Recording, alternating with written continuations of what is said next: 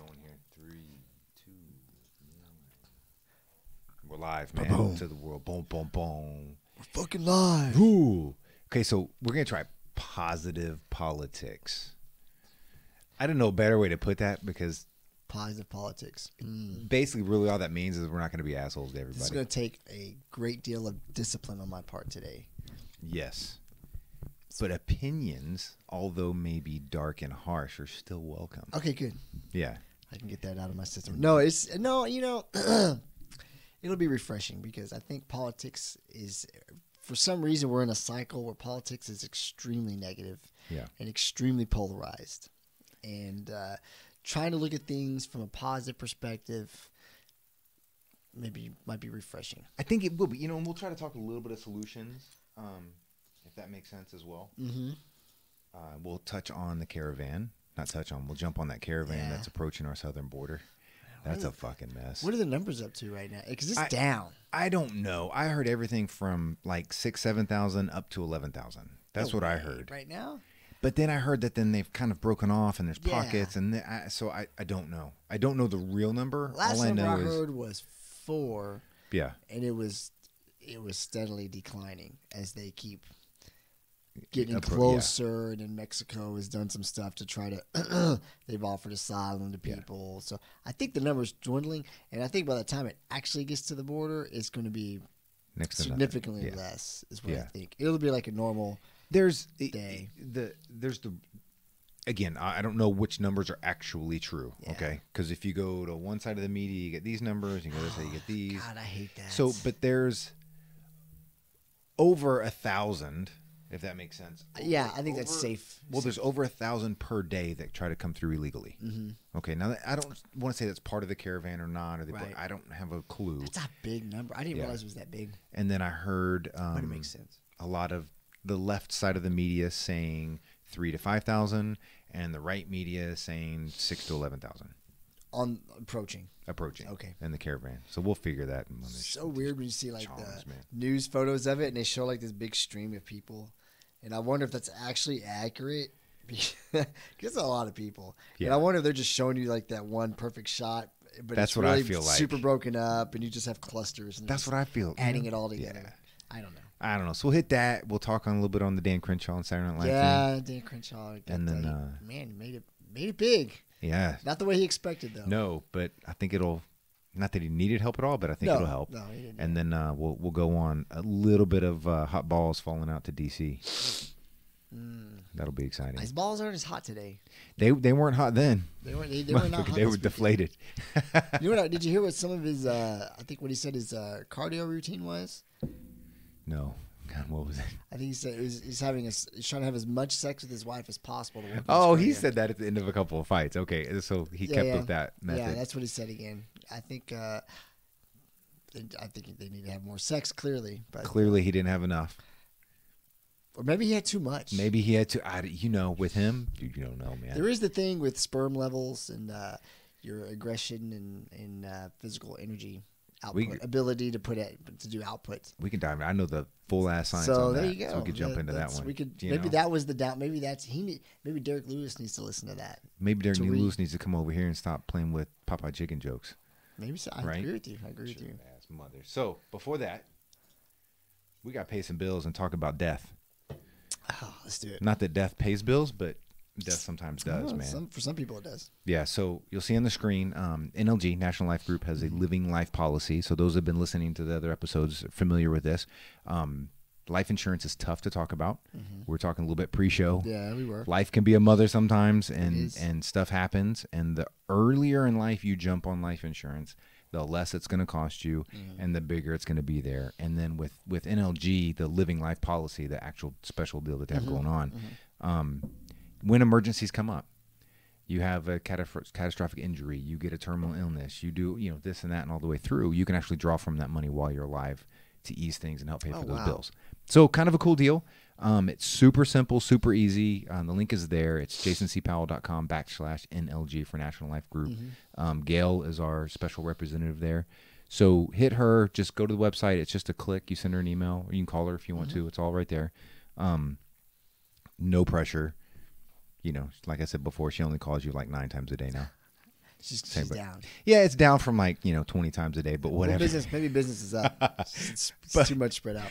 But the deal is, and they have other policies too. So you may talk to Gail, and she may be like, hey, you know what? That's a great policy, but it's not right for you. Mm-hmm. How about you try this or that? And there's a ton of different options, and it's super easy and non-intrusive. And they helped us get stuff for my over 70-year-old mother-in-law, which was a cool impressive deal. And not for a ton of money, which, thank you for that. You know what I'm saying? So visit Gail or visit jasoncpowell.com/NLG and National Life Group.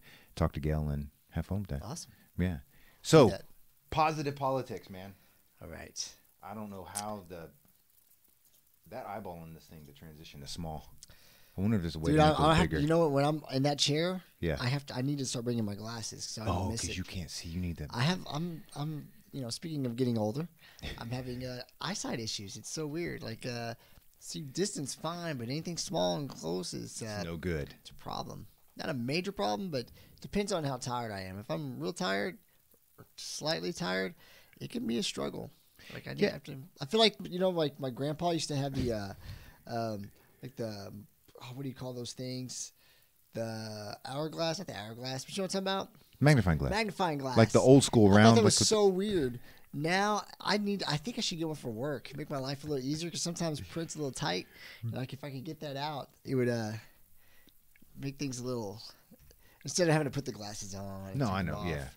Well, and then they have like the viewers, like the big rectangle and square ones. You can just kind of put it in front of something and you can do your get on it, man.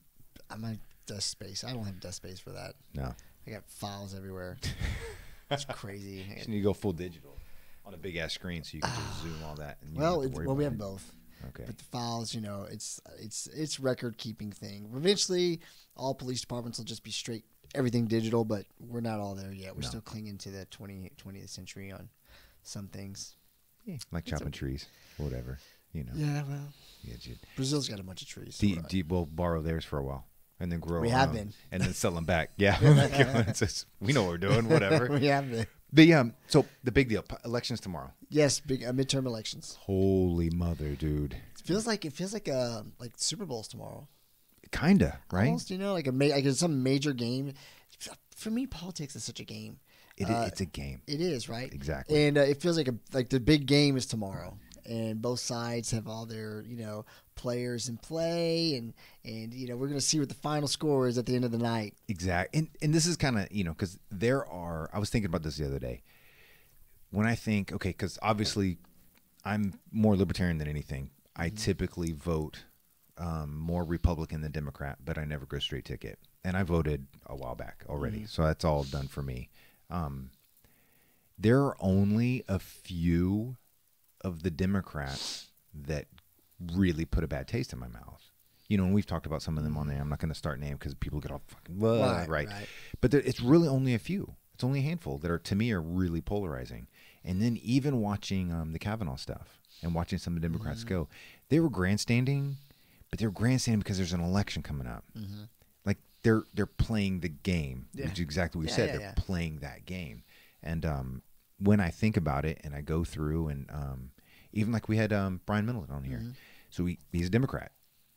He's a very strong Democrat. Yeah, and he is very, what I would call a very traditional Democrat. Yeah, 100%. And if I were in that county, I'd vote for him. Mm-hmm. I'm not in his county, so I can't vote for him. I could drive down there with somebody else's idea and do it, but that's... You wouldn't be the only one who's done it. No, I wouldn't be the only one. So I was going through that, and I was like, you know what? It's only a few. And I was watching this stuff, and if you look at a lot of the swing votes for the House and the Senate that are coming up here, the Democrats have done a really good job at finding candidates that are more middle, if that makes sense. They're closer to that middle line overall. There's some that are fucking crazy. Yeah, I couldn't speak to that necessarily because I haven't seen like every candidate's breakdown. I've seen the overall. Yeah. And I do feel like the Democratic Party is really there. It is pulling to the left though. I think for sure the Democratic Party is pulling to the left, and I think there's a little bit of a fight inside the Democratic Party. Yes, I would say that. Yeah. I think most of the people in most of the politicians in the Democratic Party are your traditional Democrats. Yeah. But you're having a strong leftist pull from a small amount of Democrats. But for some reason, like this identity politics is really playing right now in the Democrat Party. So it's pulling your more traditional Democrat politicians further to the left in their speech and their actions to a degree. Yeah. It's pulling them that way. Yeah. And it feels like the whole party is really pulling left. And I don't know how strong it is.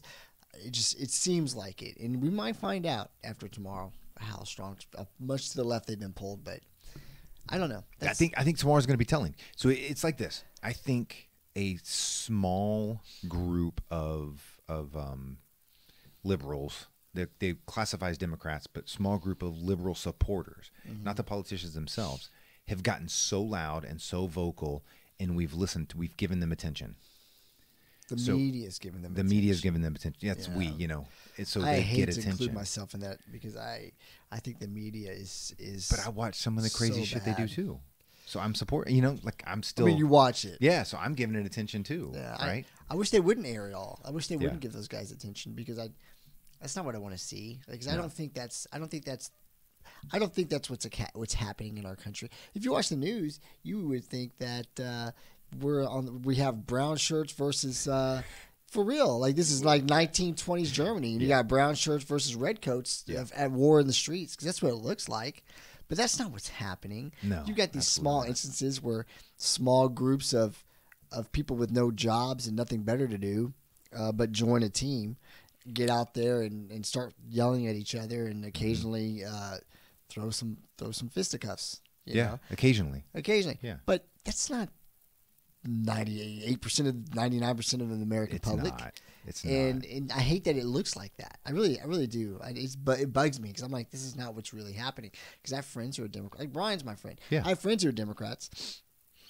We're not doing that. Like we are friends. We get along just fine. Our politics are just a little different. I have some friends that I feel like a lot of people, their online personas or what they will post online versus how they act in public is maybe a little different. So you'll see them posting like all this crazy political stuff. Yeah. Right. Yeah. And but really in person, that's not what's happening. You're having a normal conversation with a person, but at the same time, you'll see them post like this nuts, whatever, from the left or from the right. Yeah. And it's like, it's like, why are you posting that? I mean, I guess I get it. You identify with that and you feel like there's some truth in whatever you're posting, but I feel like, calm down. And that's all it is. It's politics is a game. Yeah.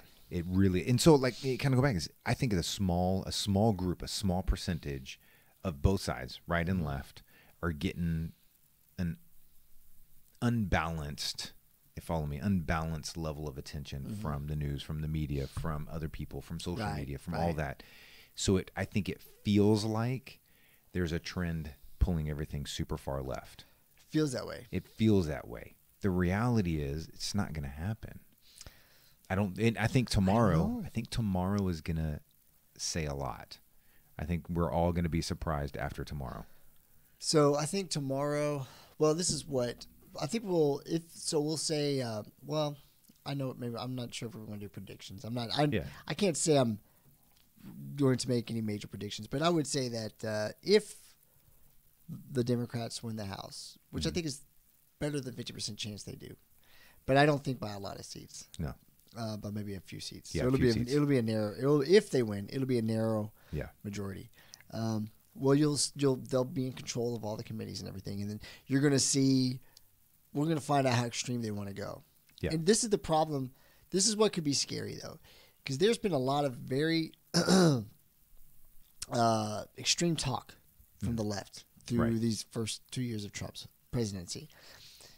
And what I'm worried about, and I've heard it echoed, is that if they win the majority in the House, they're going to feel like that is confirmation that this extreme hyperbolic rhetoric works. And they're going to continue to do it to try to unseat Trump in the next election. So it's just going to be a ramping up of this rhetoric, of this extreme rhetoric that we're constantly hearing. Well, basically, I could be off a little bit on some of this. Every president in this situation since I want to say it was since World War II, but I'll say that since World War II has lost either the House or the Senate. And that's the norm. That's the norm. That's the norm for the sitting president to lose the midterm, his party to lose the midterm elections. On one of them. Sometimes it happens in both. There's been, I think, 3 different occasions where did not happen. I think the most recent was Bush right after 9/11. Yes. For obvious reasons, we were in that was extreme. And then there was 2 others, and I couldn't tell you what they were. I think Reagan was one. That wouldn't be. Yeah, we could. And be then I think it goes back to Roosevelt, dude. But I'm not sure. But yeah, there were. Yeah, I'm not sure. But so yeah, the norm is that. But I just feel like my personal opinion is I just think that the rhetoric has been so extreme. It has been extreme. Like, I mean, I know we go up. We have peaks and valleys in our political discourse for our eternity, for as long as our country's existed. But it feels very extreme right now. It feels very polarized. And there's this new. It's just we have this new identity politics thing going on. And I don't know how. I shouldn't say new, but it's kind of new for us now, where the way it's being used. And I would hate to see that that's rewarded. I would hate to see it rewarded. I think, and some of this is, we'll go back and forth, and hopefully you disagree with some of these. I think we are in such a unique time of how small our country has gotten because of social media and technology, how loud our individual voices have become because of technology and social media, and so many new ideas that we have to face now, things like universal basic income, and such, because technology is shifting the workforce. I'm not going to say it's taking jobs away. We just don't know. Not yet. This is just such a weird time that we're in, and that our country has gone so many years without actually building stuff. We've leaned on other countries and imports to do all that. Yeah. So now we're kind of like, okay, wait, we don't have the infrastructure to be this creator country. We're kind of just service oriented, but other countries are starting to steal that because they can undercut us because of other things. And what is this? What is it? Where are we going to work? We're going to have driverless trucks coming around the corner, which that's the number one job for men who graduate from high school. Oh yeah. Their number one job, if they don't go to college, is driving trucks or being a driver. Yeah. I'd say drive big rigs, but being a driver. Driver, yeah. And that's going to go away, and you're like, crap. It's kind of already going away a little bit. Yeah, it's shifting. I heard Tucker Carlson on Ben Shapiro's show this Sunday kind of talk about that specifically, and he said something real interesting, which kind of surprised me a little bit.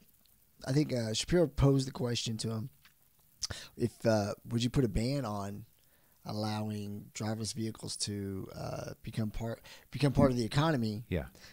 Was that this weekend? That was Sunday. Okay. Because I was listening to it this morning at the gym, and he said yes, which I disagreed with him because I don't think I think it's counter. I think, look, as technology, as we may have technological advancements, it's always happened.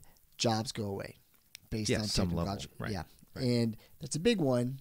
But I think fighting it doesn't do any good. Right. You know what I mean? Like it's like trying to hold up a tsunami with, your hands. It's not going to work. It's just not going to work. Yeah. And I think it can be very counterproductive to do that.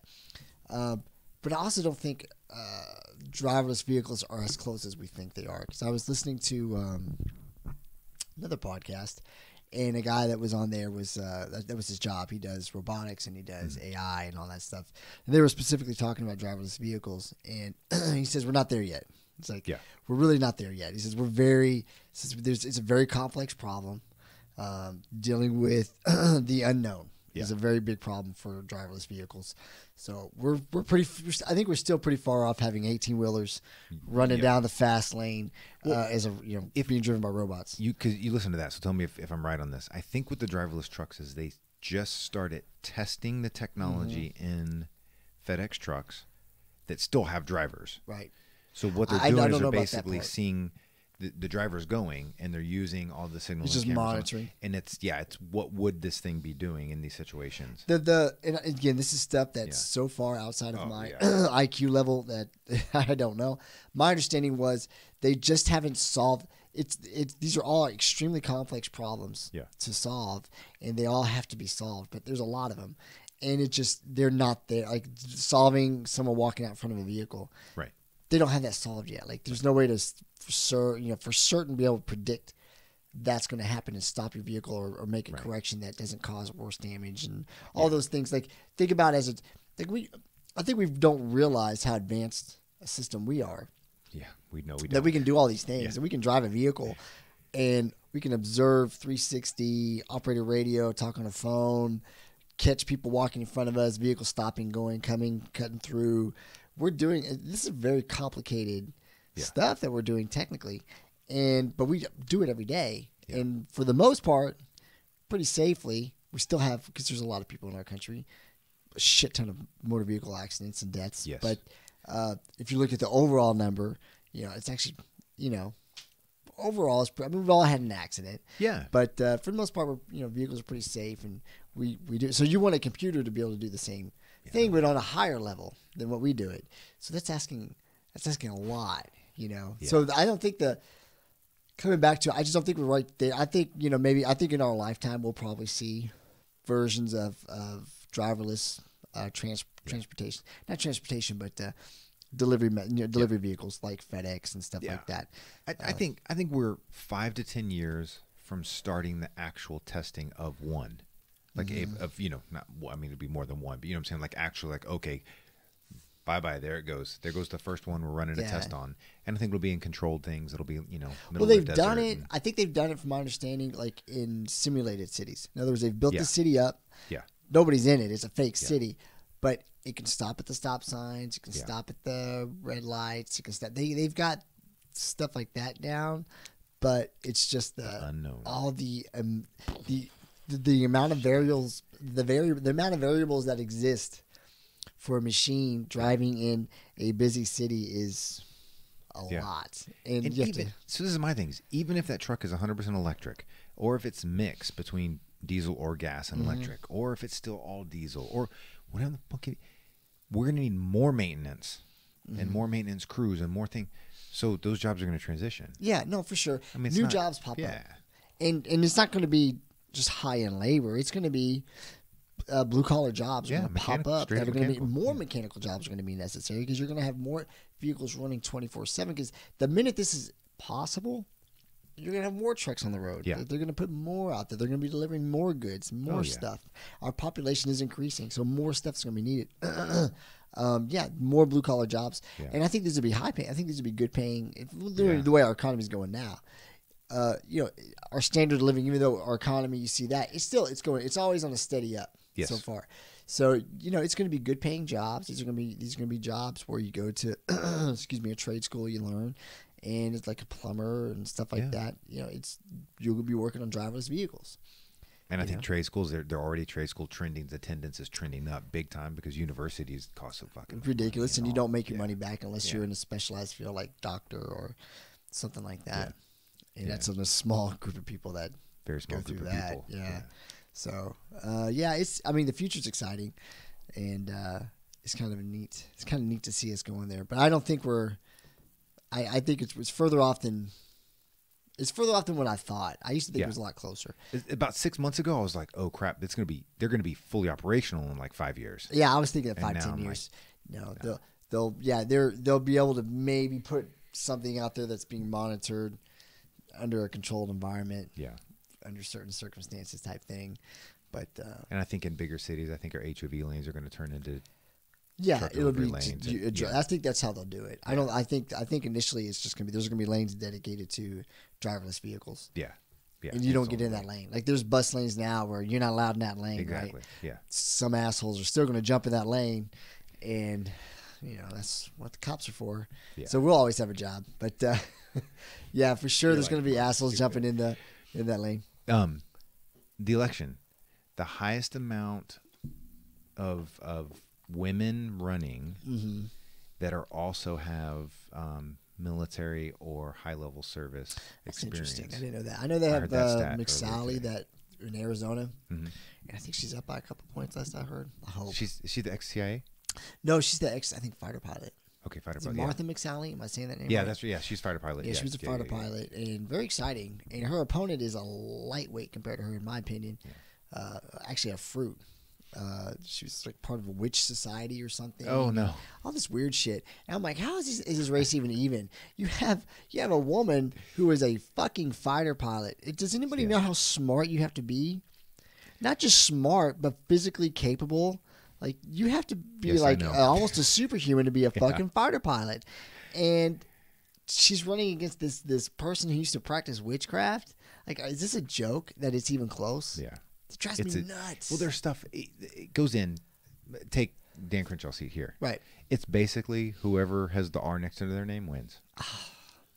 and that's just there are certain counties and districts and things of that nature that's just the way it is. Team politics. Yeah, there are people who in certain counties who are whatever. Whoever has the D next to their name is going to win. Yeah. So the Republicans will leave the Republican Party, become a Democrat, and run against that Democrat to try to win because they'll get it. And then moderate. Right. And then if they can beat that Democrat in the primaries, they win the election as a Democrat. But then and then they go to, and there's a lot of these in Congress. Yeah. There's a lot of them up there that have the wrong letter next to their name. Yeah. Oh no, we know. We see them. And then, but I don't have a problem with that necessarily, as long as you're representing the people of your district, which is what's happening. You're echoing the people that live in your district, which is what you're supposed to do. Yeah. And but I see some of these contests and especially the Florida governor's race. Like I'm watching this, and I think Andrew Gillum is his name. He's under FBI investigation. For corruption. He's still in jail, or no? He's out now, or no? I don't think he's ever been in jail. He's never been actually charged. Okay. So the guy's never actually been charged. But the media's been covering that up. They're not reporting that. He took a bribe from an FBI agent with some Hamilton tickets in D.C. That's right. Yeah. When he was the mayor of Tallahassee. Yeah. And this guy's corrupt, and his politics are extreme left.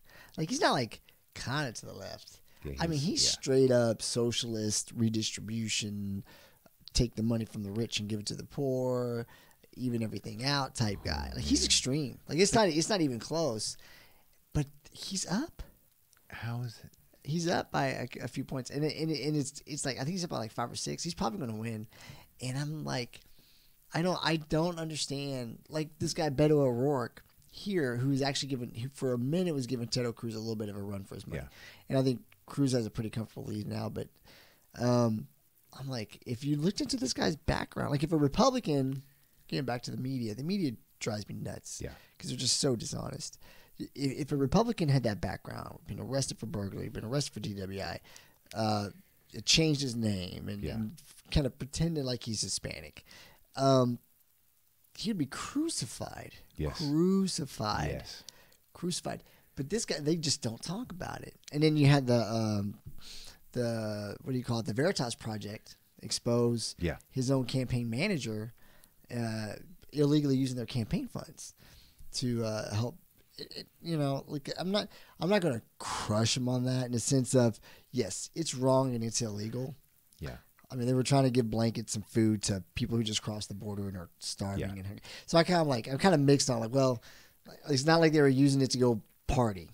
Well, I'll say this. But they were doing illegal activity. There's a way for them to do that that is within legal or within the rules. Can't use campaign funds. Right. And so they were being slimy about it.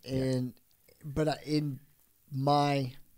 I think their hearts were in the right place. Yes. If you know what I'm saying. But you don't use campaign funds for that. And I'm sure if O'Rourke, I bet you he didn't know. And I'm sure if he probably would have said, please don't do that. Well, okay, so that's a point. Please don't do that. Let's figure something out that we can, let's do a fundraiser for these people. Let's not do illegal. If he knew. I don't think he knew. I think so many times these politicians get in trouble for shit that they don't know and they can't know. It's not their fault. Or like the what's her name? Missouri Senate race. What's her name? I'm so bad with it. I should have wrote these notes. So bad. Yeah. She knew. She kind of knew on that one. I think she knew. But where she would list this list of names of victims of sexual assault and abuse. Turned out she didn't get any of their permissions to list to publish the names, and it turns out like half of them, they never were victims of anything, and they're like, and then the other half were, and they were trying to make sure they were staying hidden from their abusers, and then she tried to fix it, and it was worse. And like she's saying, like she's probably going to lose from what I've seen. She's down. Yeah, she's probably going to lose her They seat. said this on the polls and such predictions and polls and things of that nature. And I was listening to 2 different broadcasts, and this was right and left broadcasts saying this, effectively the same things. They're like, they've transitioned everything. There's basically no exit polling. I agree with that. 2016, Hillary, by exit polling, should have won by several points. So they're like, people are going in and voting the way they want to vote and coming out and saying something different because they don't want to get in trouble. Right. Not in trouble. They don't want to get yelled at or they feel pressure. They feel that peer pressure for whatever reason. Yeah. So they'll go vote. They went in and they voted for Trump and came out and said they voted for Hillary. Right. So that nobody would slam them and get up their ass. You don't ever know. Right. And so I like that they're trending away from that. Oh, so they're not doing any exit polling? You know, people are going to, but it's not. I honestly think there should be a rule. Excuse me, I'm sorry. Exit polls should not. You should not be able to release any exit polling to all polling stations nationwide are closed. Yeah. Then you can release exit polling, but I don't even think you should be able to take exit polling. You voted. I don't have a problem with it. I just think that it shouldn't be released because the problem is you start releasing that data early, it can affect people's motivations to vote. Yeah. I don't think there's any question. Yeah. I just don't. I don't know why we allow it. I really don't know why we allow it. It seems nuts to me. I don't think they should release one vote, one counted vote until the last one closes. Yeah, when California on the farthest west coast, or I don't know, Hawaii, whatever the last polling station is, when they close, okay, boom, release your data. I don't want to try to leaks. No, not trying to hurt Hawaii, but maybe we just do it based on the West Coast, not Hawaii. You know, it's funny. Like the further west you go, the nuttier it gets. Like even Hawaii's nuttier than California. Do you remember the? Do you remember the nuclear the crate where they put the false nuclear thing out where they put out a message, we're under attack. Yeah. And just you've got 15 minutes. So kiss your loved ones goodbye. Do whatever you want to do for the last time of your life. We're all about to be annihilated. And then like 30 minutes later, oops. Sorry, guys. Someone hit the wrong button. Sorry about that. Hawaii's nuts. Dude, that's so awesome. Yeah. I'll never forget that. Can't. Could you imagine? Like, I wonder what it was like if you heard that and you're like, you thought that, because all the talk was North Korea was launching all this stuff and they were kind of threatening it a little bit. So you got to wonder, like, what it was like to experience that for 15 minutes. Well, because, okay, so I heard about it here before I knew that it was bullshit. Okay. And the second I saw it, as bullshit. Yeah. Somebody took it for real. Well, you know somebody took it for real. Remember that scene in Fight Club? So, have you ever seen Fight Club? I haven't seen Fight Club. Oh, my God. I know. Get on me. Whatever. So, basically, Fight Club is my Bible. I love that movie to death. It is how you should live life. You would like it. It's very zen. It's very zen based. But there's a scene where Brad Pitt goes in with Ed Norton into so Brad Pitt's this crazy character. For those who haven't seen it, spoiler alert. Okay, the movie's 30 years old, so guess what? Yeah, you should have seen it by now. So anyway, spoiler alert on this scene. Anyway, so Brad Pitt and Ed Norton walk into a convenience store, and so Brad Pitt is like, well, I'm not going to tell the whole story, but basically he's like the crazy guy that Ed Norton latches onto, and he does crazy shit. Ed Norton's like this real conservative guy who just does, his 9 to 5 and, has his apartment. And I know the premise of it. Okay. For those listening, if anybody hasn't seen Fight Club, first of all, how dare you? Second of all, I want you to let you know what's going on. So they walk in, Brad Pitt pulls a gun on the convenience store clerk, takes him out back, tells him to give him his wallet. The convenience store clerk's freaking out. He gives him his wallet and he hands him. Says, "Let me see your ID." Hands him his ID and his name's, we'll say Ed Murray. Ed Murray. He basically says, "You're gonna go home and you're gonna kiss your wife and you're gonna thank so and so for every day after this, and you're gonna be a good person. Do you understand me?" He's like, "Yes, sir. Yes, sir." Okay. Because if not, I'm gonna come find you because I know where you live now. So he leaves. So Ed Norton's freaking out. He's like, afterwards, he's like, what did you just do? He's like, I just gave him a gift. He's like, what are you talking about? You just gave him a gift. He goes, he's going to wake up tomorrow, and that sun is going to be more beautiful than he's ever seen it before. That breakfast is going to taste better than any breakfast he's ever had in his life. Mm-hmm. He's going to hug and kiss the ones he loves stronger than he's ever done ever in his life. I gave him a gift. And I was like, so I was just like, the guys in Hawaii, you think after 30 minutes, they're like, the next day that breakfast tastes better than, as the best eggs ever. It's the best Fruit Loops they've ever tried, ever. Damn. I'm just wondering. I just probably, I probably would have seen it and been like, I'm so spoiled. If that came through right now, but bam, it's imminent. It's that, whatever, it's bullshit. Even if it's real, I'm not going to believe it because I don't. I mean, here's the thing. If it's real, we're fucked. What the fuck you can do anyway? If it's not real, we have a good laugh in 30 minutes. Exactly. Like, it's just kind of like either way. Yeah. Fuck, for sure. But I did ask straight up. I was like, it's bullshit. And it was, because it was later, it was 2 minutes maybe. Yeah. And then the stuff started coming out that it was a hoax, or not a hoax, but it was, Was it? Well, I still haven't heard the full story. Someone pushed the wrong button or something. I'm like, how do you push the wrong button? Like, that button can't just be sitting there. No. Right? There's a series of things, and apparently they were running a test. Yeah. And it wasn't supposed to go out, and the wrong button was that it went out. Instead of not going out. And I'm like, you are fired, sir.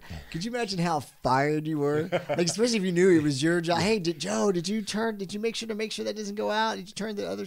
I would just walk out. I would just grab your stuff, just walk on out. Oh, man. Go find a hole. I mean, could you imagine, like, your freaking balls went straight into your stomach when you figured out you were the one that was supposed to make sure it didn't go out, and you just put the entire city or country of Hawaii on death's watch. Dude, that's awesome. That poor guy. I'm like, motherfucker. Where are they now? I'd like to know where he is now. So I'm saying this. My prediction is that the House is going to be within 4 seats either way. Yeah.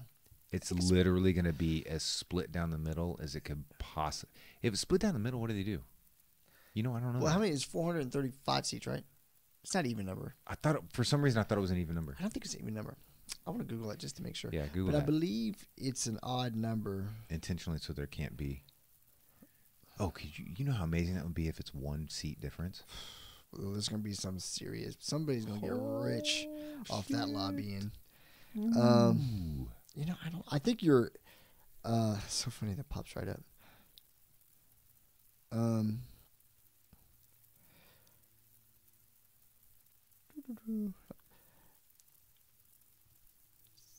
Yeah, we're gonna figure out how many seats. I thought it was right there. I was like, oh. So, and then on the Senate side, I think the Republican Party will hold the Senate. I agree with you. I tend to, Senate. from what I was looking I at, think they're going to gain a couple. Yeah, seats. I think it looks like it's going to be like a 2-seat gain, which really doesn't do anything in the big picture because you already had the majority. So it kind of 435 congressional. Well, 435 435 seats. So it's an odd number. So I tell you what, if it's within 1, well, even if it's been like 4, man, it's gonna be some. Those guys in the middle are gonna be rich. Oh, they're gonna get paid. These lobbyists are gonna be throwing strippers and cocaine and anything they want at them. Parties in the chambers every day for sure, just to get them to vote the way they want them to vote. Those guys sitting on the fence. Oof, it's gonna. I would be so happy if it was 1 seat difference in both. Well, that's just complete deadlock, which is not a bad thing. I'm good. It's not bad. It's a good thing. Gridlock is good. And people are going to get pissed when I say this. I like that because they're not going to get shit done. Yeah. And President Trump is going to send every executive order he possibly can through, which is going to push and test the system to the fullest. Well, you know what I'm worried about is I think, and I like that, and I don't want to see all this progress that we've made these last 2 years, like with our economy and with and of course, foreign policy wise, that's not really going to change much. But like mostly internally, like with the economy, some of the changes we've made. Excuse me. I don't want to see that get ruined. Yeah. And my fear, if the Democrats get a majority in the House, there's going to be some problems. That it's going to create our economy's going to start to slow down again. Yeah. And because you're going to start trying to pass these regulations and start trying to put red tape on everything and. They're going to try to muck it up. They don't want Trump doing well. They don't want the economy doing well. You have to remember, Trump's got to sign it, and they're not going to have enough for veto power to overturn the veto. Yeah, I don't know. Does that make sense? Yeah, but here's the other problem. The politics is so dirty. Yes. And the thing I think I worry about a little bit is that there's the amount of investigations that are going to ensue against the Trump administration in an attempt to just bury him. Yeah. And that's going to be an issue, because then that forces compromise. That forces things to be, because all these things, they don't happen in a vacuum, right? Like any legislation that's coming down the pipe, there's all these backroom deals and all these threats of investigation, all these threats of, well, we'll look into this if you don't do this, and we're going to bring your name up here if you don't. There's like all this dirty politics behind it, and that we don't see. Yeah. And if I just, the way the Democrats have been, like if you look at their actions with Kavanaugh and you look at their actions on some of these other things when it pertains to Trump, I feel like in my mind, and we're supposed to be so positive here, my worry is there's no low they won't sink to right now to get rid of Trump. Yeah. And to make sure he doesn't get another 4 years. That's what it feels like. I think there will be chatter, as there has been, of impeachment. We'll find this on impeachment. We're going to investigate this. I think it's all chatter. Yeah, I agree. Because he doesn't give a shit. Well, I don't even think you don't even really see them pushing that too much anymore, because it was not received well. Right. And so I think their whole push is going to be trying to position themselves to get things passed to hopefully get the Democrat who runs against Trump next into office. Yeah. Everything is going to be about, in 2 years, the election. Yeah. Everything. Yeah. This next election is going to be nuts. Yeah. Now, it's going to be fun. If they get the House and the economy goes to shit, they're getting that's the only change. So they've got to be, they're in a position they've got to be smart. Never take blame on the economy. Never. It does not matter what happens. People never blame Democrats. Yeah. If they take the House, and the economy starts sinking or having problems, it's going to go on Trump. I see, we told you. It was really Obama's economy, and now that Trump's had 2 years, it's really his economy now, and this is all because of Trump. Yeah. And people in general, they don't realize that, the president doesn't have. He has a little bit of input into the economy, but it's a very complicated issue. Yeah. And really, your legislature and your Congress has a lot more to do with what happens with the economy more than president. Although I will give Trump a lot of credit because he's pushed a lot of things. Yeah, he has a lot of deregulation, and he's given businesses a feeling of comfort. Maybe not comfort, confidence. Yeah, they can expand. I want to be careful when we say that. It is an increase in confidence. Yes. It's not boatloads of extra confidence, right. But that little things bit are going well. Yeah. I mean, gosh, things are going really well. It makes me cross my fingers because I feel like, man, because it just seems like there's always a bubble involved when our economy does this, and I don't know what the bubble is right now, and maybe there's not, but it just feels almost too good. It feels that we're just, as people have been saying for a few years, we're due for an adjustment. We're always due, but we're always due. Like, but you know what I mean? It's been too long. Well, we had no growth forever. Yeah, we're close to no growth as you can get under Obama for like 8 years. Which, in some of that, look, we came out of a bad situation, right? It was horrible. We came off of a huge correction. Yes, and some say a recession. Yeah, and so running flat like that, kind of, it was a long flat. Like, it should have been jumping up like this several years back, but. Not that I'm an economist, but just from what I understand. So I don't know. Maybe this will last for a couple more years, and then probably I could see I think Trump will, let's say he gets a second term. Somewhere in his second term, it'll start to. Yeah. Probably with that. Absolutely. Like his last 2 years, maybe it'll start to see that economy slow down or start to have a correction or maybe even a mild recession or something. Yeah. All right, let's hit this caravan. The migrant caravan? The migrant caravan approaching our southern border. The invasion. Oh man, dirty politics of the invasion. This is a snapshot of my take on it. Okay, we've got thousands of people. We'll just say thousands, right? It's debatable if it's 10,000 or more. So we'll just say thousands. Okay, 3,000 to 9,999, whatever, coming to our border that have shown violence as far as being stopped, not aggressive go out into the community violence, but showing violence of like, you're not going to stop our caravan. Our path ends at America. Right. In that regards. So I'm sure some are criminals. I'm sure some are truly seeking asylum. And I'm sure some are just kind of along for the ride and didn't like their conditions and they're taking a chance. I'm sure they all exist in there. I think you'd be a fool not to. Right. Not to believe that. They're coming. I like the idea of sending extra military to the border. Although we don't know exactly where they're going to come, but most of them are on foot and moving real slow so we can adjust. I like that idea. I like forcing them to either be detained or go through a port of entry. I like that. I like forcing them to go through the process. Although that may take months to process them all, I like that idea.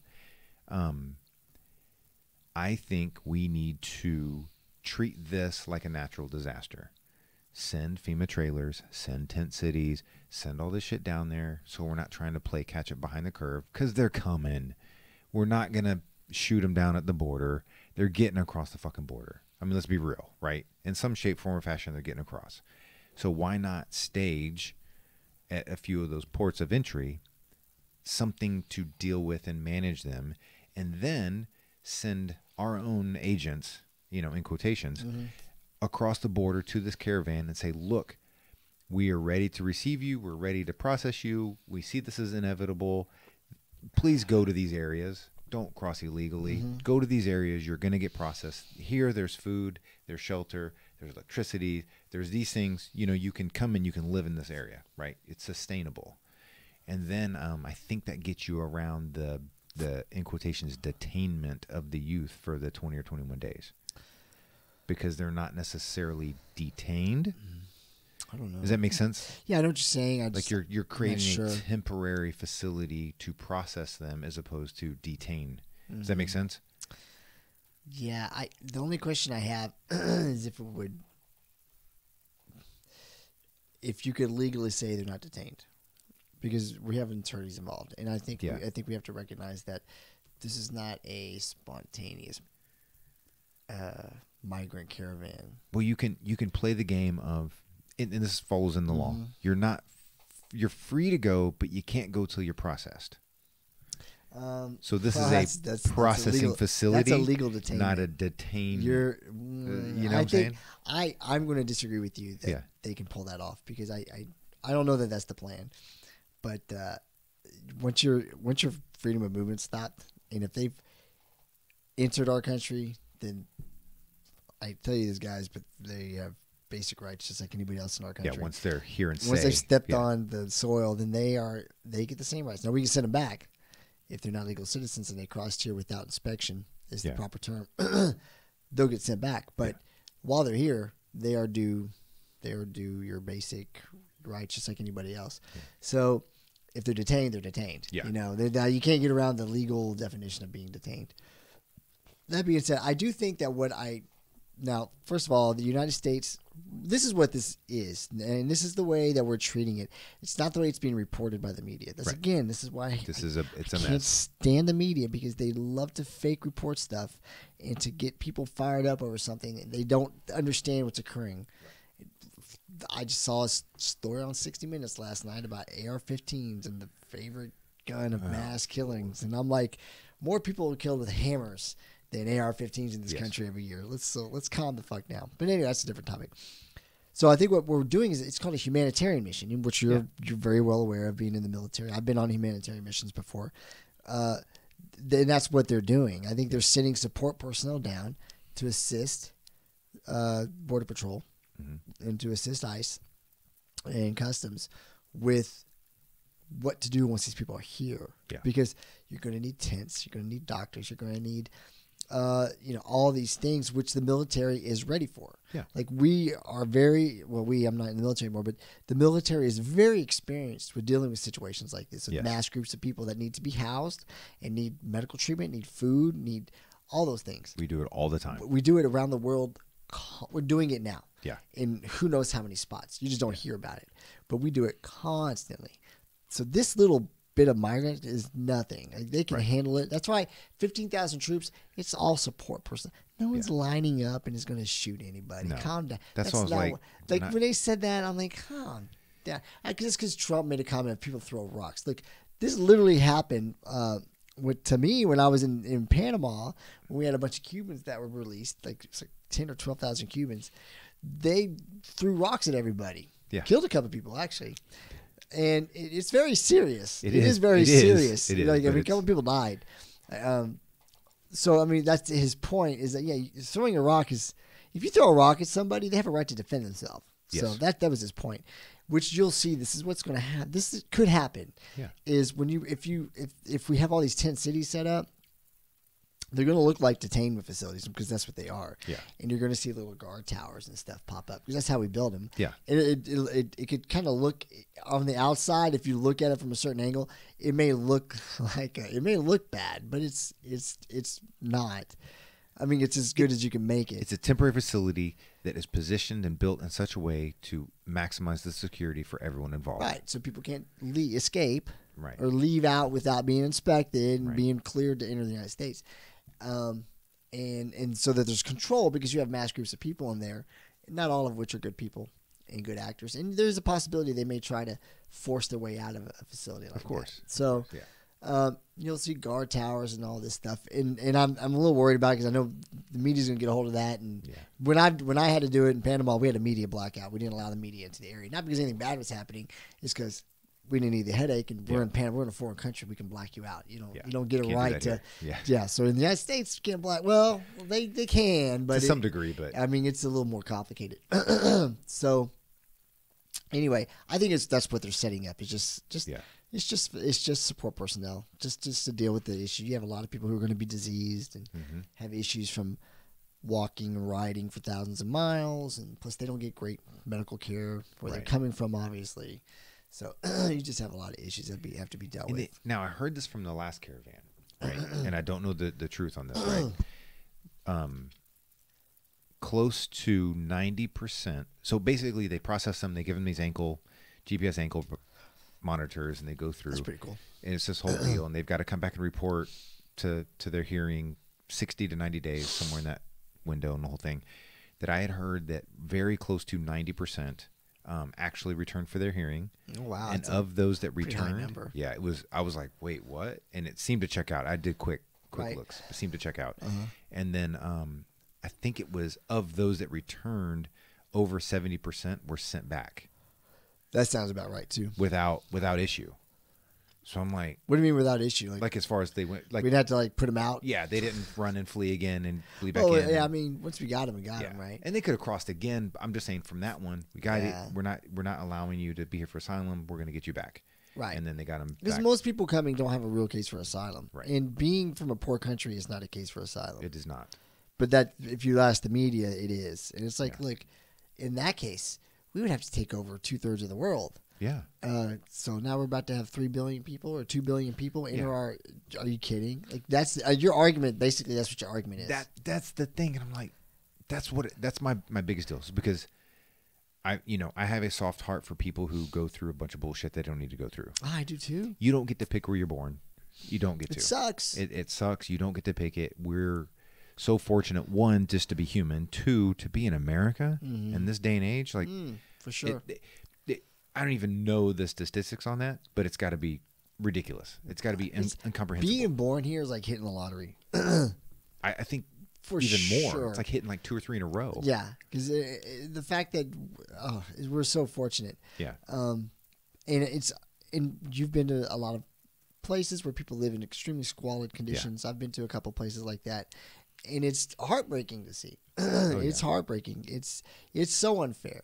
It's probably one of the reasons I don't believe in a God, because I'm like, there's no way a God would allow this to exist. I'm and it's heartbreaking, but the way our system's set up, you just can't. It just doesn't work like that. And for the protection of the people who do live here, right? And it's unfortunate and it's sad.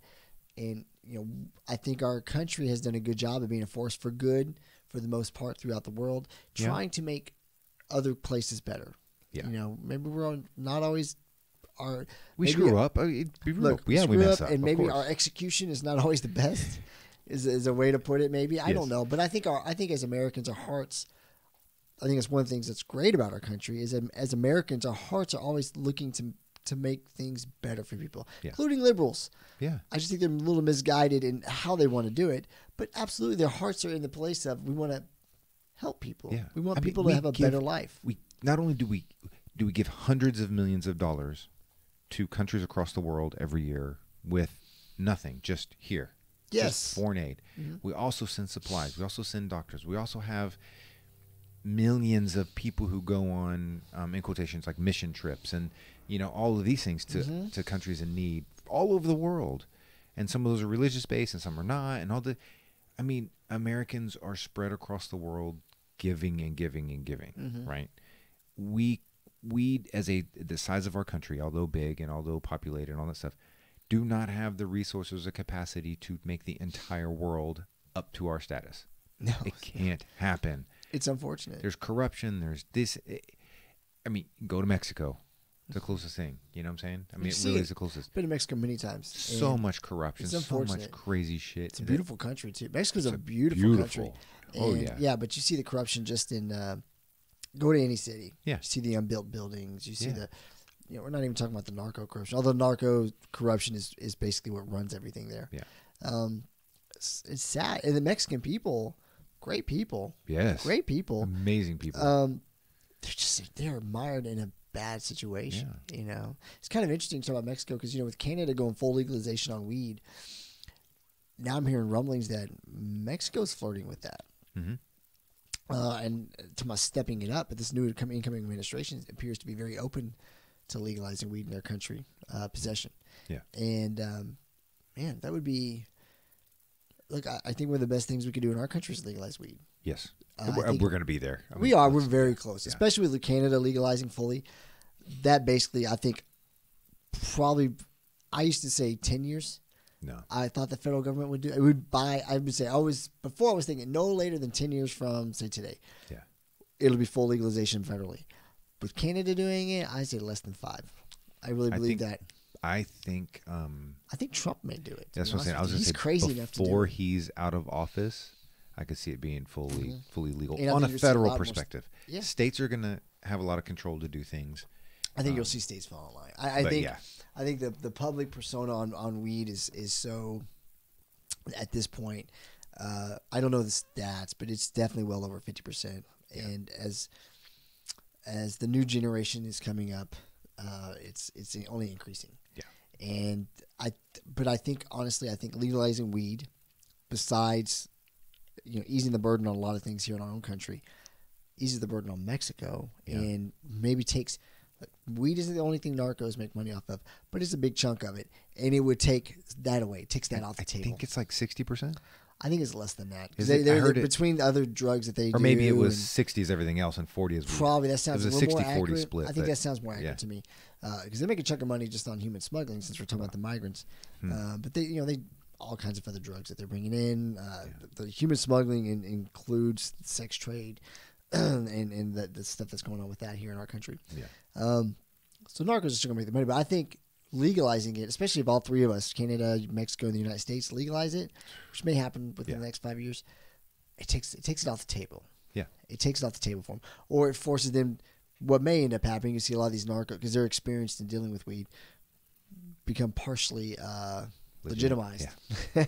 Yeah. And they'll, maybe it decreases the strength of narco groups, and maybe it even takes enough of the money away that they're just less influential than they are. It will force a change.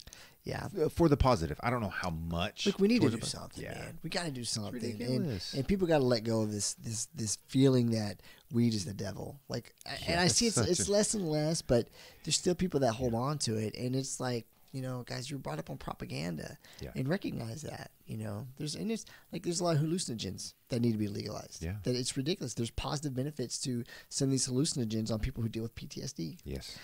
Very, very good outcomes with some of these guys. Amazing. Under doctors' care, under proper care. Yeah. But we've got to relook at so many things. Yeah. And and that may give Mexico a chance to get out of under some of that corruption and start bettering their country, because they got a great country. They've had a great country before, and they can have a great country again. And little steps like that are going to nudge it back the right and then direction. there will be less need. And here's the other thing: it's going to relieve the need for people to want to migrate here. Yeah, because if their country's a good place to be, like, we don't have all these people from Norway trying to get here. No, we don't have all these people from Germany trying to get here.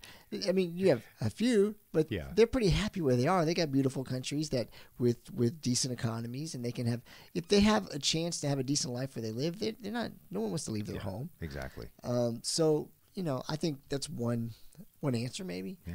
to helping some of our brothers and sisters south of the border. And a lot of the people running right now for the election and re-election are actually pushing. That's part of their deal. Is, oh yes, we'll legalize. We'll fight for legalization. We'll do those. It's on a good number of them. Yeah. Now there's a few that are the other. I really haven't heard it talked about too much. Yeah. I just hear you just hear that rumbling of, no, we're for looking at legalization, or what I think I see more is we need full medical. Well, that's the safety net. Yeah, what's the safe way of saying it? Yeah. And that's the first step, right? Yeah. That's what California did first. Boom, they had medical forever, which was basically a doctor's note. Yeah. And now it's just not even a legit doctor's note. No, you just needed a doctor's note. Like your mom could probably write something on a paper and okay. Dr. Mom says. Yeah, Mom said. Dr. Mom. I've heard that before, Dr. Mom. Yeah, well, she's good. Shit. Yeah. She said it. Then have at it. So this, I think, those things can help. I feel bad for the migrants. I really do. And I'll tell you a couple ways. One, I just knowing where they're coming from, because I've been to Panama, Mexico, some of all these countries, and it is rough in some of these places. And so again, we've talked about how unfortunate it is to be born into those environments. Yeah. But two, I think they're being used. I think we've seen examples of groups from our country going down there and encouraging these people to jump in, and giving them support, to get up to the border. And they're doing it for political reasons. They're not doing it because they really give a shit about these people. I don't believe that. I think they're using them as an attempt to use them as a political hammer against Trump, to force something to happen at the border. Look, they would not be more happy if some soldier lit up a group of migrants. Oh, and I hate to I hate to put that on people, but there are some of these groups that are so extreme in nature that are helping these guys. That would be their best. They're hoping for it. Yeah. Because then it would be just a crumbling of Trump's administration, and their team would get to win. Yeah. And I have concerns with that, because even here with riots and stuff here, is there certain far left groups that will pay people to go in and incite more. And so, well, if you ask them, it's the provocateurs from the police. Right. I've never seen a police provocateur in my life, and I've been a cop for over 20 years. So, but tell me about that. Yeah. So why wouldn't they be embedded in that? That's really what's happening. But that concerns me, and I feel like they're being used, and it's really sad. It is sad, and it's just, I don't like the idea of this is this awkward misconception across the board. I want people who want to be in this country. Mm-hmm. I want them here. I want people who want to work hard, who want to adjust to the way of life here. Don't come here from a third world country with these crazy fucking ideals and laws and all this other bullshit and think that's going to fly here. You have to assimilate into our culture. Right. And then, but I want them here. Come. Get here. Shit, I will help those people get here. So something I feel like I can't believe we haven't talked about is, so what's, another reason people are trying to get here is anchor babies. It's having babies on our soil. Yeah. This is a real problem. And it's why not. do we allow this to? When that amendment passed, and when those 14th Amendment, when that was ratified, and so much, all that stuff, it made sense. Back then, it made sense because there were so many people. Travel wasn't like it is now. Coming back and forth wasn't like it is now. You didn't have boatloads of people coming through to. We're also a pretty young country back then. And we were a young country. We needed bodies. Mm-hmm. Right? So it made sense. If you get here and you're doing stuff and you're a part of society, you know what I'm saying, and you have a kid here, great, your child is a citizen. Congratulations, they're American. Right? It made sense then. Right. Today it doesn't make sense. No. And it hasn't made sense for at least 30 years. And maybe more. We've got video and accounts of plenty of Republicans and Democrats over the last, 30, 40 years saying how that's an antiquated law. It needs to be gone. It needs to be changed. We've got all that. Mm-hmm. Now, a lot of them are changing to now because of the pulse of today, if that makes sense. Yeah. But we've got them since the early 80s all the way through, right? Saying that it's silly and no country in their right mind would allow this, and, so on and so forth. I think only 2 or 3 Western countries do it. I can't think of the other 2, but most countries don't allow that. Yeah, most countries don't. Because it's honestly silly. It's suicide. Like when you think about it, it's a terrible practice. And And also, if you look at the 14th Amendment, I can't remember the exact wording right now. It's debatable if it even applies to people who enter illegally. Right. When it talks about the jurisdiction. Right. So it's one of those things. You'd have to go back and look at the people who wrote it and what their thought was behind it. Was it you step on our land, so now you're within our jurisdiction, or no, your jurisdiction is from the country you're from, so that it's debatable if it means that. I heard a constitutionalist say when this was written, the term jurisdiction would basically, in layman's terms, mean the country that you're from. Country of origin, right. So now, if you're here, they tried to parse it out, and I'll screw this up a little bit, but you'll get the gist. If they're here on temporary permanent status, which sounds silly, but that exists, or they're here on green card, or they're here on work permits, or they're here visas, and they're here and they're productive, and they're all those things, well, then they are our jurisdiction. Although they're not our citizen, they are our jurisdiction. Right. That baby would then be covered by the 14th Amendment. This is something that needs to be clarified. And Absolutely. I think, and so what was funny was, so I know Trump was talking about writing an executive order, right? Mm-hmm. People freaked out. Of course, Trump could talk about he's going to go watch a Red Sox game and someone have a heart attack. Freak out, right? But anyway, he was talking about writing an executive order, and he thought that he might have the ability to change the law via executive order. From what I've heard and seen, he actually doesn't. But it's actually a genius idea. Yeah. And because I saw a friend of mine who doesn't follow politics very much post about it, and someone has to stop Trump. Now he's messing with the Constitution. And I wanted to say, hey, pump the brakes, man. Calm down. Yeah, let me explain what's going on here. First of all, that amendment, it's not like he's asking to change free speech. Right. We're talking about an amendment that's it's questionable. The interpretation of it is in question. Right. And if it's specifically about the illegal immigrants having children on American soil, if that applies to them, it's genius if you think about it. If he writes an executive order, the first thing that's going to happen is it's going to be challenged. Yeah. Right? It's going to go to the Supreme Court. Yeah, instantly. Well, look at the makeup of the Supreme Court right now. Let's get it there. So you know what's going to happen. Yeah. Now, I don't know what they're going to decide. I don't know. I really don't know. I'm not a jurist. I have no idea. I'm not a constitutionalist. I couldn't tell you what they're going to decide on this. But it would be extremely interesting to see the Supreme Court take it up and to make it, if they make a definitive ruling. Supreme Court's been known to come out with some benign rulings, which are very general in nature and can be like, what? So what did you exactly decide? Yeah. But it would be fun to see them take it up and maybe make that distinction. Maybe they come out with it was not intended for illegal immigrants. You have to enter illegally. Maybe they make a standard like you have to enter legally, and then if you have a child while you've entered legally, that counts. Or maybe you have to be a permanent resident at minimum. Yeah. Or that way. Well, because like this, I know doctors shun against women traveling in late term pregnancies, but let's say whatever, there's some people from the United Kingdom. There's a couple there, but their parents live here, right? They're older parents, and one of them gets in trouble, and they're in the hospital and all stuff. So they come over. So they're basically traveling for 3 or 4 weeks because of this medical emergency, and then she delivers while they're here. That happens, though. It's not a citizen. Like what? But it happens, and they can actually have a dual passport. I know. I know. I've had from military. Yeah. Especially military kids. I have several friends who have dual citizenships from England, U.S., Germany, U.S. I'm like, but that doesn't make any logical sense. No, it doesn't, and it's ridiculous to give that person who's here on a visa, a tourist visa or whatever kind of visa, that travel visa, that their child now has citizenship status to our country when they have no connection to our country. Yeah, that's ridiculous, and I think it would apply to that too. It really does need to be. It would also help solve the immigration issue. If I think a lot of immigrants want to come here to have their children on American soil, so they have that American citizenship status that can benefit them in some way. If you take that off the table, maybe it reduces the amount of immigrants by whatever percentage is coming up here. And I think it would. Look, here's the thing. Even if that wasn't the original intention, maybe it was to apply to illegal immigrants.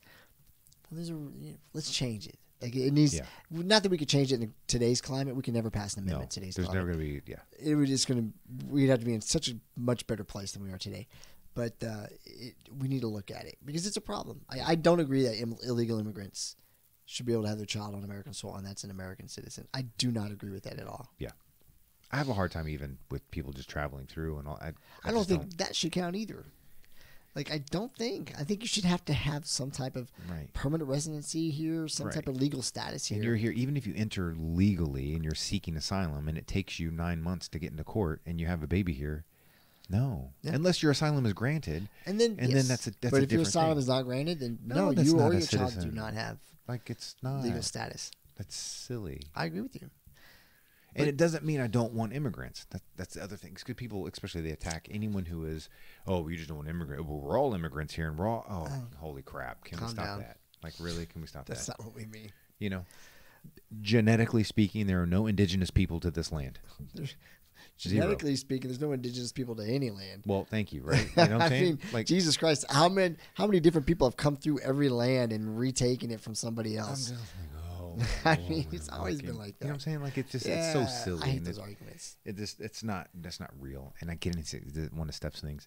She was like, well, if you're so much for these immigrants coming, pick a family and they're going to your house. Oh, Do you want them? You support it? Yeah. Go pick one. Go down there. You pick one. Well, I don't support that. Shit. You know what I'm saying? Yeah, People are like, but. Yeah. Well, like, immigration is, of course, we're pro-immigration. Yeah. Pro-legal immigration. Yeah. And it's people who have gone through the process and have shown that we would benefit as a country from having them come in or whatever. We actually, another issue is we actually have that lottery visa program. Yeah, that's got to go. Like 50,000 people a year or something. I'm like, you're just giving them out. Like, they haven't shown that they have I don't know what the standard is, but from my understanding is they bypass all the bullshit. Yeah. And you just put your name in, and if you get it, you get it. And I'm like, that could be anybody, you know? I like the merit-based system. Yeah. It puts a little more strain on the government because you're actually having to look at everything and investigate, in quotations. Yeah. But it doesn't. I don't like all still, that shit, though, man. I mean, it's a better option. It would solve some issues for us. It would hurt the Democrats and their voting base. Which, let's be real. Democrats are for a lot of illegal immigration because it helps with their voter base. And when they say they're not, it's just being dishonest. I can't. And even the voter ID shit. Why do you not have to show a fucking ID when you go vote? I'm confused on that because I have to show my ID. You have to show your They ID. They ask for it. You're not required. Well, if you don't, then they have to write your name down. But then someone has to look it up to make sure that you're a person and that you haven't voted. Look it up. And that, well, that's sad. I'm just saying. I'm just being honest with the way it works. Is that you have a boatload of volunteers, and then the whole, they don't. It's just like registering as a party should be gone. Yeah, I agree with that. I don't know why we do that. It's dumb as shit. It's just old school bullshit. You know what I'm saying? But that's ridiculous. Because some of them to vote in the primary, you have to be part of that party because they don't want the opposite party. So if you want to vote, in a primary, then I don't know. I don't know. We do need to work on we do need to make some fixes to our voting process. I have not heard one legitimate argument on why you don't have to show a fucking ID to vote. No, they can't make one. They try to say it impedes someone's right to vote. It's like you're protecting the process. Like, anybody can get an ID. Anybody can get you get like a phone bill or an electric bill and like your birth certificate or whatever, you get an ID. It's like it's not difficult. This is my thing. If you're going to go through the processes to register to vote and get the card and go to your precinct and do all that stuff, you can't get a fucking ID? Yeah, you can get an ID. You can't get. Look, man. Look, I'm going to say right now, I've dealt with, in my 20 years as a police officer, some of the, let's just say, if those people can get a Texas ID, anybody can get a Texas. Anybody who's here legally can get a Texas ID. Anybody. Yeah. Like, they can't do anything else right, but they can get a damn Texas ID.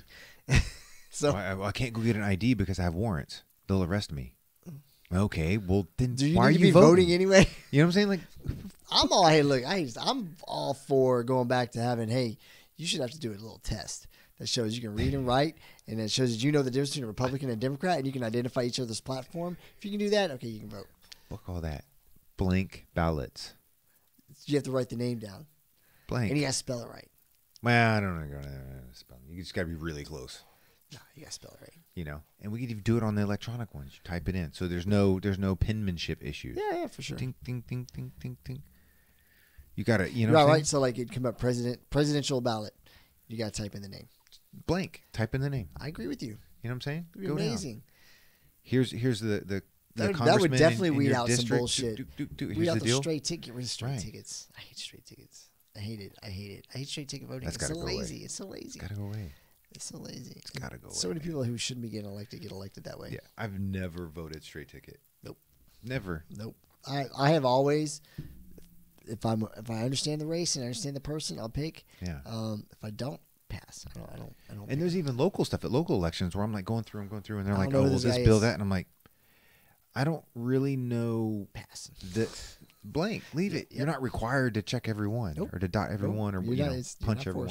Yeah. You're not forced. So I'm like, there's a lot that I'm like, eesh, and I don't know this bill or this bond. I'm like, I don't know about that. Yeah. Skip. Like, so, oh man. Speaking of elections, your boy Dan Crenshaw got some national attention just the other day, or just today, really. Saturday Night Live yesterday or day, well, I mean Saturday, right? So it was so it was this weekend, I guess. Yeah, it was 2 days ago, whatever. Their comedian who came on and he does dark comedy, and in his defense, because it frustrates the shit me when people defend him, but I will say in his defense, I have seen other works of his, other skits of his, and I've laughed my ass off. And even in this particular skit, there are some of them that are pretty funny. Like I just went blank on his name when he's going after the current Florida governor going after the Senate seat. I just went blank on his name. You're talking about Bill Nelson? Oh, you're talking about the guy running against him. Wow, you just blanked on mine too. Blank. Anyway, the guy running against Bill Nelson. By the way, he's up by a point. Yeah, so that whole deal, and then the joke about him looking something like a penis with glasses or something. Anyway, but there were some funny skits. Yeah. Then he gets to Dan. Yeah, and it started funny. Right. Something I don't want to screw it up, but basically something about being a pirate and running for like the whole thing. Liz, the eye patch looks like a pirate eye patch. It's. I'll be honest with you on that. It started in the right direction. I've been thinking that from the beginning since first saw Dan. I was like, ahoy me matey. I can't it's like, there, you know what I mean? It's there. And from having Dan on and talking, the whole thing, good dude, he's cool with all of that. So, I mean, he doesn't take much personally. You can't be a Navy SEAL and not have a good sense of humor. Exactly. Trust me. So nobody busts someone else's balls harder than his fellow SEALs. Exactly. And I guarantee you that eye gets brought up. Yes. And so it started in the right direction, and then it just went to shit, and he was kind of mocking him, and he just he lost his eye in war or something, and the way he kind of passed it off and brushed it and pissed off a lot of people in this country. Yeah, so I saw it, and when I first heard them saying something about it, I thought, well, the eye patch, look, that's totally something you can make fun of. Him wearing a pirate eye patch. Yes, it looks like a pirate eye patch. I had no problem with that, and look, when it comes to humor and jokes and comedy, I give a huge amount of leeway because it's comedy. Yeah, and you got to be, in my opinion, you've got to be able to laugh at everything. Yeah, you've got to be able to laugh at everything. Yes. Life, you can't take life too seriously. Right, just can't. And I saw the bit after I saw something on the news about it, and there was some controversy, and I thought maybe it was being a little hyped up. We're just finding a reason to pick at somebody like we always do. But then I saw what he said, and the way he finished it, it was like it was a little mocking, and it was very he lost in war or whatever, and I was like, whoa, man, that really rubbed me the wrong way because I'm like, bro, do you understand what you're mocking at that point? It's make fun of the eye patch, the appearance. It looks it's awesome. I think it's kind of awesome having an eye patch. I mean, it's a little more badass than how did you get it too? I got it in war. Holy shit. You're a bad motherfucker. Yeah. And he's got that cool eyeball, Yeah.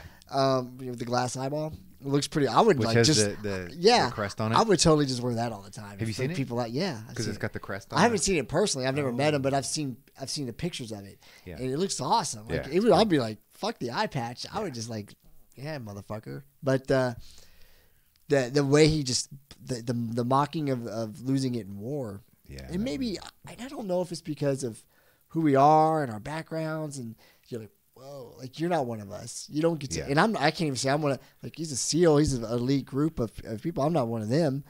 I don't get the right to make jokes like that with him. The only people that can not mock, but make those kinds of jokes with him are his fellow SEALs and special ops guys that he's shed blood with. Yeah. Only the only people that can make jokes like that with him. The rest of us, no. Like we haven't earned that right. Right. It's sort of an off limits. You've gone too far to mock it that way. Wow. And that's that was a sacrifice he made for us in our country. And so the mocking nature of it really, I'll be honest, it really pissed me off. Yeah. And I kind of wanted to beat the shit out of that kid. To be honest with you, I'm going to be honest with you. I really wanted to beat the shit out of him. And maybe because I know I could, and it wouldn't be hard at all. No. And so maybe that's the bully in me. But I really wanted to hurt him because I thought, you don't know what you just, like, you don't even understand what you did. And you need to be taught a lesson in what you just did. That what you just said is almost exactly where I was like, you have no capacity to understand what this man went through. What that sacrifice meant. And what that sacrifice. And he's continuing to sacrifice in the service because you don't. It's gone forever. Yeah. It's like, come on, man. Like, and I don't know what kind of pain issues he has associated with that injury and stuff. Like, there's things that they don't understand. They just see this patch. And it's like, do you understand, like, the psychological and physical pain he's still enduring? Right. From that sacrifice? Right. And for you to just, or whatever. Like, I'm like, well, what? Like, if you had left it at the pirate eye patch thing and just moved on, it's cool. Even Photoshop the thing and put the... Totally okay. It. So it's totally okay. Yeah. But, man, once you start mocking the war service and it just... Like, right now, I'm like... Yeah. Come to Henzo Gracie, Houston. Please, sign a liability waiver and we'll teach you some jiu-jitsu. I promise. Teach you the special jiu-jitsu. Anyway, sorry. This mother. I got a little more fired up about that. That's the whole thing. And I had a lot of people defending him, and I had a bunch of DMs and all this kind of shit because I posted it on all the platforms, right? And defending, oh, well, you just don't get it. That's just not your cup of tea. Oh, it's just dark comedy. Bitch ass, I get fucking dark comedy. Like, you have any idea what's in my closet? Yeah. You know what I'm saying? Yeah. the closet, not actual physical closet, just clothes, but, whatever. Or maybe a couple bodies. Well, the other closet. Could be that closet. Hey. But, I'm like, motherfucking... Oh, well, to each their own. And but no. See? I mean, like that's fine. But I'm done talking to you about it. You know what I mean? Like I said last year, midget vampire, and people got all over my ass because I said the word fucking midget vampire. Midget vampire sounds funny. Right, because my son's scared of midget vampires. And Where so we dressed. See a midget vampire? I don't have a clue. He said little vampires in the little in turned this and that. Midget vampire? And then it turned in. I don't know where it turned in. Midget vampires be terrifying. So he's my oldest, right? So the youngest, we dressed up as a vampire, so he could be the midget vampire to scare the oldest. Oh my god! Right? You guys are demented. Oh, the amount of shit I got for that. Did he have nightmares? No, because he was his little brother. Oh. He's not really scary. He was, Dude, I might have nightmares of midget vampires tonight because that's a freaky sight. Like, what are you gonna do to get that off? But anyway, so the volume of shit that I got because I said the word midget was a vampire. But midget's the correct term, right? Apparently not, dude. Midgets? Whatever. I don't know. I don't know. It was insane. There's dwarfism and then there's midgets, and they're two different types of small people. I think you just have to say little people now. You can't say any of it. I can't do it. Dwarf and midget are two cool words to not use. I'm with you. I'm bad. Here's the thing. I don't know any dwarfs and midgets, so I don't know. Maybe if I knew one, I would think differently because they would correct me. And this is very offensive. What is the realistic likelihood of there being a midget vampire in existence? Well, since vampires don't exist, Jason, probably not. So why am I in trouble for saying midget vampire? Because you said midget. It's because somebody wants to be offended. And so then how is that? I'm a motherfucker.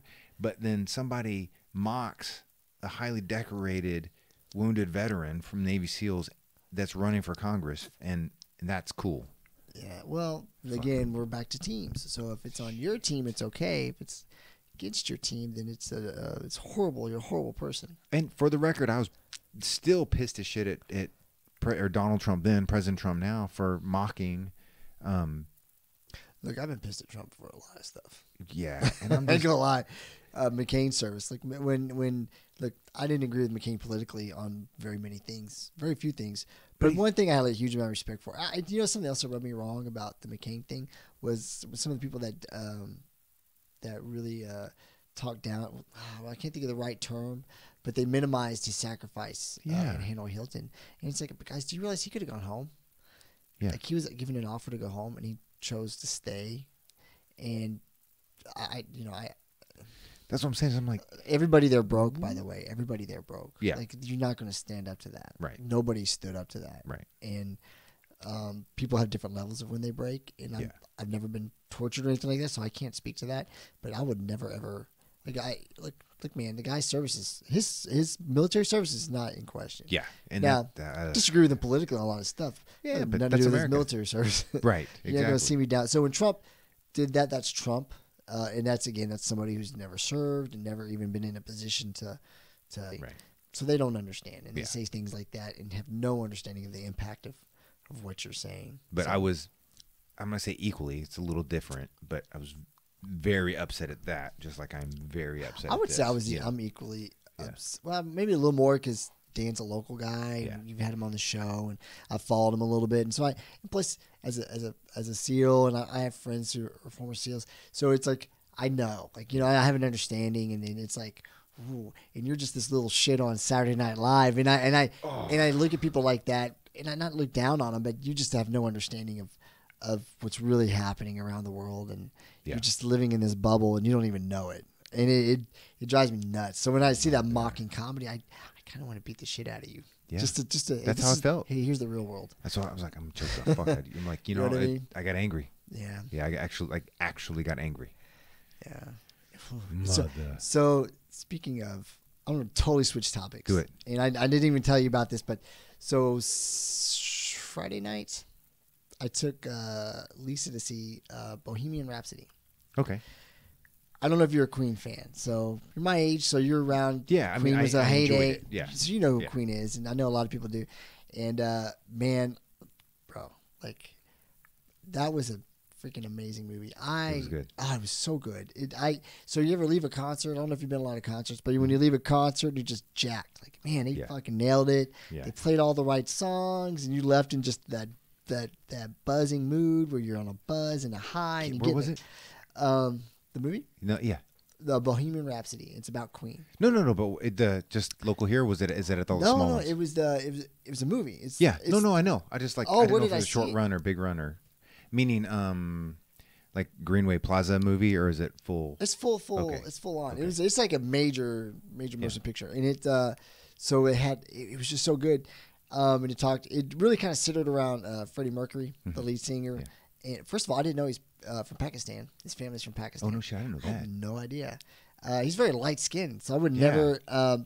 Even looking at him, I was looking at some old videos of him afterwards. I still don't see it. Yeah, but he's Pakistani. Okay. His family wasn't Muslim; it was a different religion. So anyway, I knew he was gay and all that, and everybody knew that. Yeah. But it wasn't hidden. But actually, before he had actually been engaged to a female. Yeah.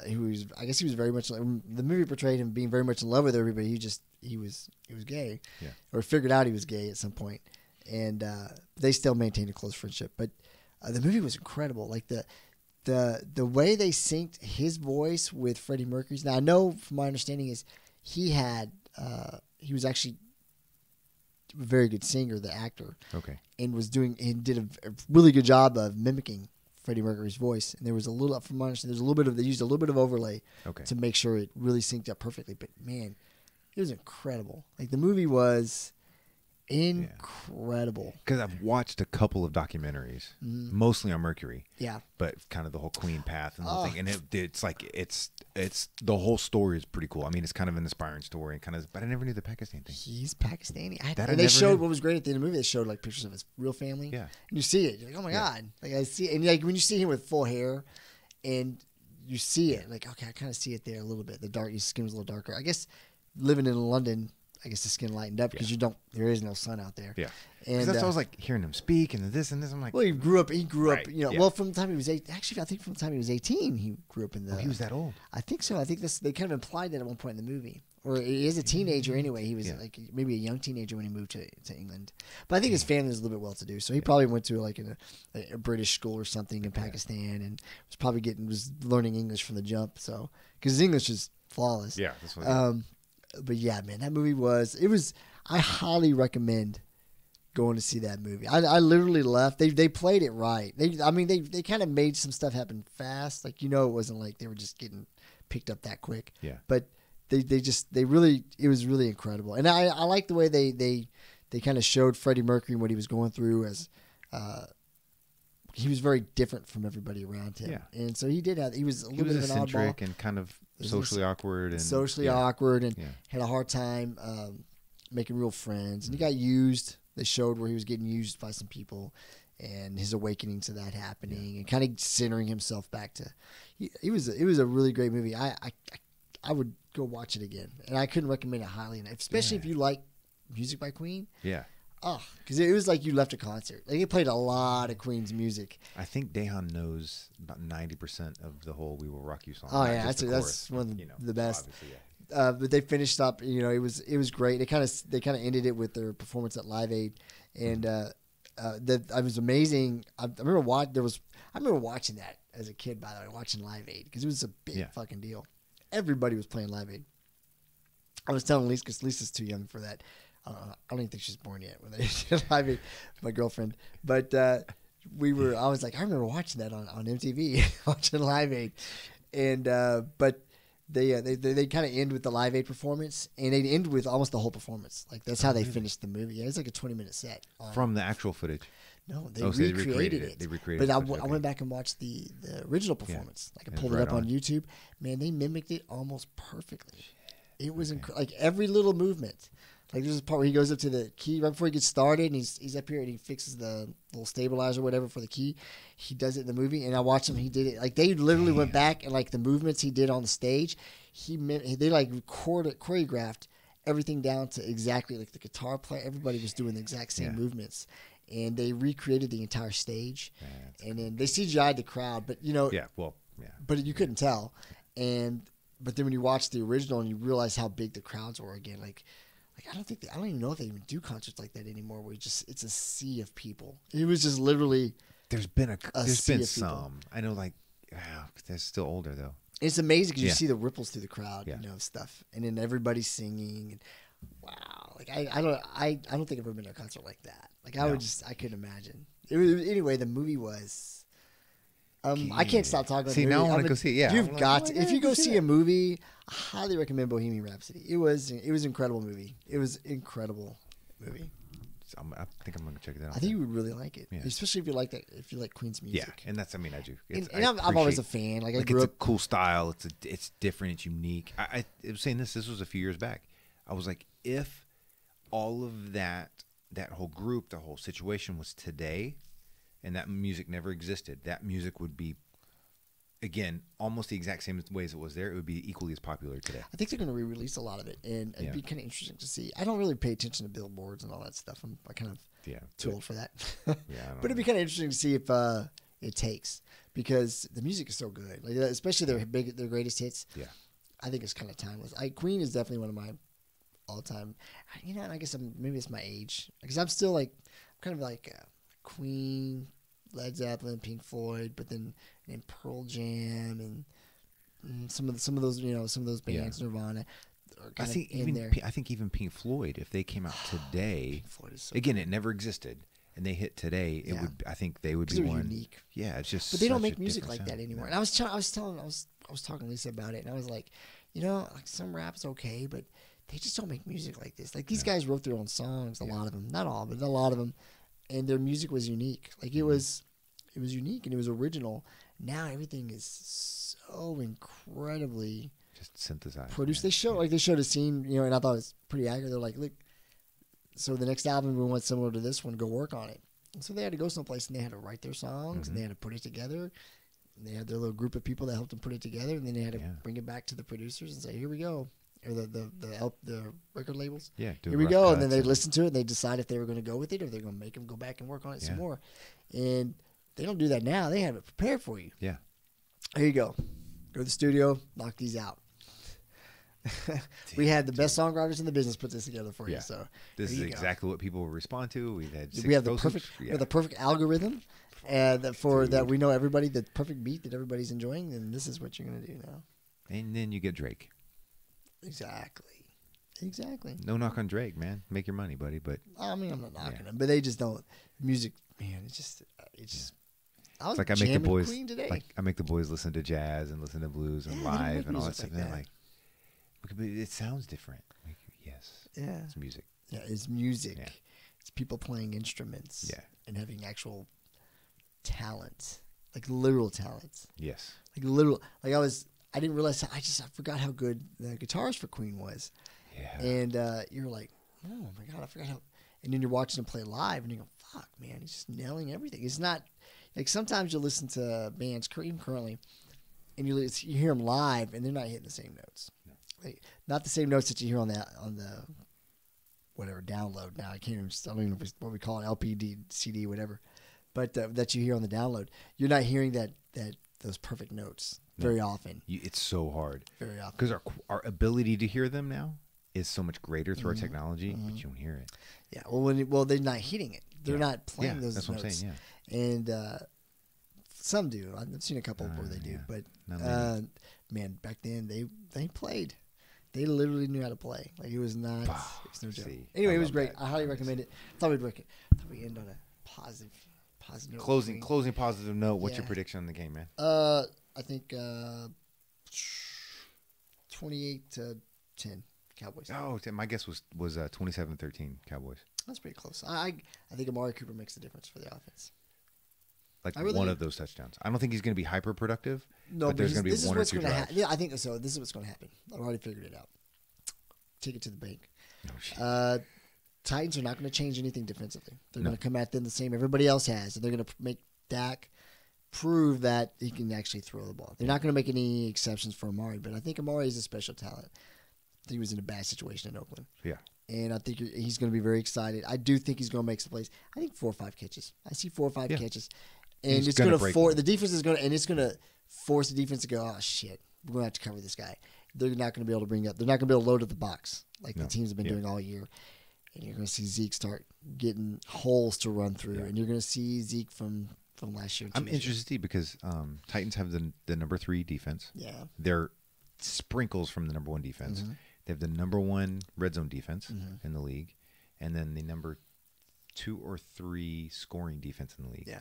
Now the Cowboys are number 2 total defense. Right behind them on defense. It's like they're very even. Yeah. They're only missing David Irving. Yeah. With I think high ankle. And the Titans have no fucking offense. Yeah. So I of course we'll see. Well, I mean you never know, but we'll see. If they're coming off a bye. Dallas is still in it. Redskins lost last night, and they can win that division. Redskins are in trouble, dude. They had 5 defensive starters out and 3 starting offensive linemen are out. I didn't realize it was that bad. They were using their 8th offensive lineman. I only watched like bits of that game. I was just excited to see them lose. They were like, if one more lineman goes down, their starting left defensive tackle is going to have to go. That opens it up for Philadelphia and Dallas. They can whoever's going to end up Washington running through is going to toast because of injury, not because they suck. Right. Well, that's the game. That's the NFL. And right now, knock on wood, Cowboys are actually very healthy. Yeah.